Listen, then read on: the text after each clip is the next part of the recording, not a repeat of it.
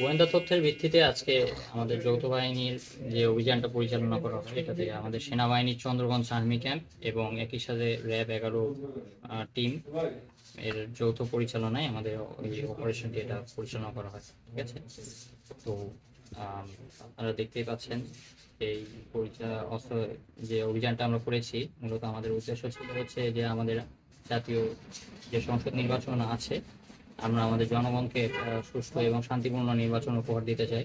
তো সেই লক্ষ্যে আমরা যত প্রকার এসব অবৈধ অস্ত্র এবং গোলাবারুদ যা আছে তার বিরুদ্ধে আমরা এই অভিযানটি পরিচালনা করি এবং আমরা এখানে 2 জন শীর্ষ সন্ত্রাসীকে গ্রেপ্তার করি।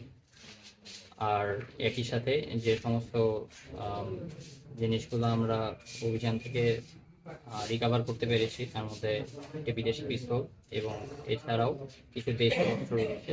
তাছাড়াও তাদের সাথে কথা বলে পরবর্তীতে আমরা জানতে পারি যে তাদের একটি পরিকল্পনা ছিল নির্বাচনকে কেন্দ্র করে, নির্বাচন বানচাল করার ব্যাপারে তাদের একটি বড় পরিকল্পনা ছিল এবং যাকে কেন্দ্র করেই তাদের এই বিরুদ্ধে অভিযানটি পরিচালনা করা হয়।